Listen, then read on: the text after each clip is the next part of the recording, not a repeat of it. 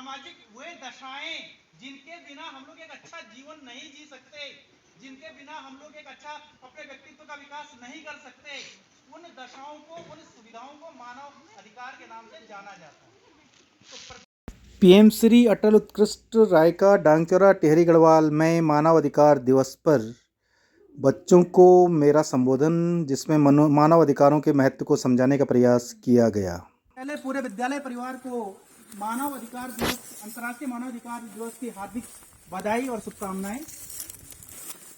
मनाते क्यों हैं इसके बारे में थोड़ा सा ये है कि 10 दिसंबर 1948 को, अब तो आ रही आवाज, 10 दिसंबर 1948 को जो संयुक्त राष्ट्र संघ है, एक अंतर्राष्ट्रीय संगठन, उसकी जो महासभा है, उसके द्वारा विश्वव्यापी मानव अधिकारों की घोषणा की गई, जिसको कहा गया universal declaration of human rights. अर्थात जिसमें यह माना गया कि मनुष्य मनुष्य है, मनुष्य में अनेक संवेदनाएं होती हैं, मनुष्य एक सामाजिक प्राणी होता है, मनुष्य को बहुत सारी सुविधाओं की आवश्यकता पड़ती है, मनुष्य के साथ हम लोग पशुतुल्य व्यवहार नहीं कर सकते हैं।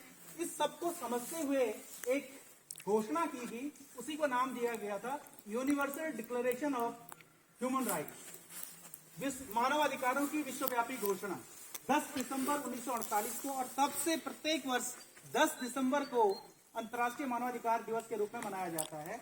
एक तो बात ये थी, मानवाधिकार होते क्या हैं, थोड़ा सा उससे बात कर लेते हैं। 5 मिनट बोला है मैंने।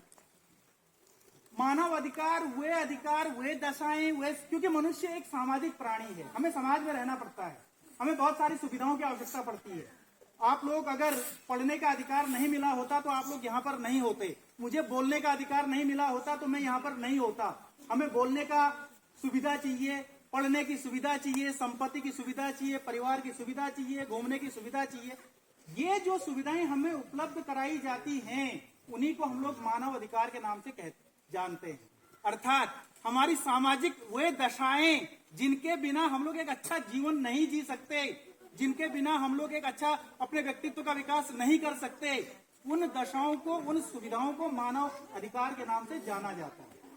तो प्रत्येक लोकतांत्रिक देश अपने नागरिकों के लिए, समाज में रहने वाले सदस्यों के लिए, आवाज आ रही है ना? हाँ, वेरी गुड। समाज में रहने के लिए कुछ वो अच्छा जीवन जी सकें, उनके अंदर जो प्रतिभाएं हैं, उन प्रतिभाओं का वो व्यक्त कर सकें, अपने व्यक्तित्व का विकास कर सकें, इस सबके लिए इन सुविधाओं को प्रदान करता है। एक चीज तो ये मानव अधिकार, यही मानव अधिकार कहलाते हैं। घूमने का अधिकार मानव अधिकार, शिक्षा पाने का अधिकार, बोलने का अधिकार, परिवार रखने का अधिकार, एक लंबी चौड़ी लिस्ट है।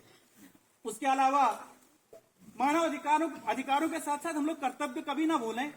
और भारतीय संस्कृति को मैं विशेष रूप से यहाँ पर उद्धृत करता हूं कि हमारी भारतीय संस्कृति में अधिकारों की बात नहीं की गई है।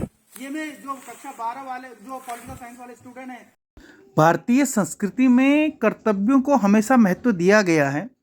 यदि भारतीय साहित्य, प्राचीन भारतीय साहित्य से लेकर आज तक का अगर हम लोग अध्ययन करें तो जो हमारी परंपराएं रही हैं उसमें हमेशा कर्तव्यों की बात की गई है। बेटे का कर्तव्य, पिता का कर्तव्य, राजा का कर्तव्य, प्रजा का कर्तव्य। क्योंकि व्यक्ति तभी संपूर्ण है जब वो एक तरफ अधिकारों की बात करता है और दूसरी तरफ अपने कर्तव्यों का निर्वहन करता है, और एक के कर्तव्य दूसरे के अधिकार होते